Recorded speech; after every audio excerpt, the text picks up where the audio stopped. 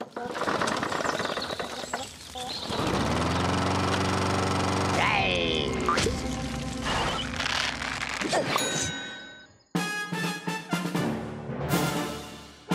next update for Plants vs. Zombies Garden Warfare is Suburbination. We're very, very excited about it. It's a huge DLC pack for us. It's going to have a brand new map called Crash Course.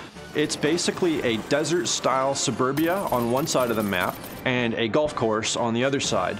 But to make things interesting, the zombies decided to crash land their Zomboss blimp right in the middle of the map. It's got a nice bridge directly in the middle, which players have to cross, and we actually have the capture point underneath the bridge. And there's sniper points on either side of the bridge and valley that are great for ranged players to take down.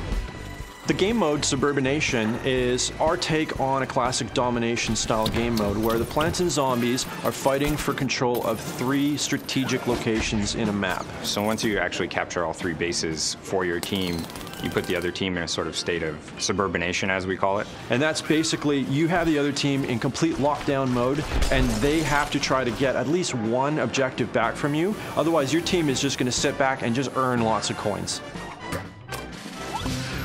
Our community is fantastic. They've been super supportive and vocal, and we were thinking of ways to include them in the design process more.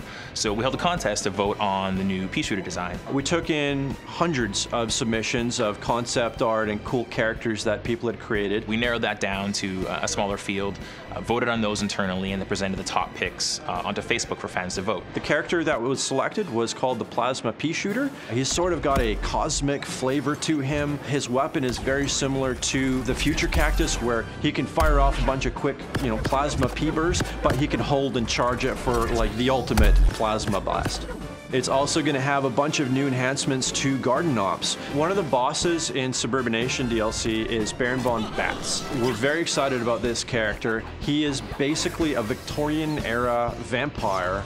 And he can sort of like dodge around and warp and disappear and come out of nowhere. He can also summon little zombie minions that fight for him. So you mix all of that together, and we think we've got this really crazy new boss that we think everybody's just going to love playing against. In addition to that, literally somewhere in the world there is a treasure Yeti, and he's got tons of treasure. And every time you shoot him, treasure's going to come flying out of his sack. All the teammates are basically going to be chasing this guy all the way around the map.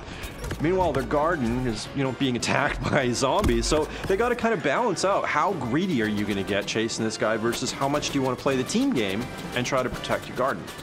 One of the big things in the next DLC is going to be customization. And for this, we went crazier than I think we've ever gone before. So the amazing Bling Pack is going to be new to the Suburbination DLC. It's going to have a whole bunch of blinged out accessories for your characters to wear. Talking about gold eye patches, diamond studded pork chops. The game is epic. Like just ridiculous things.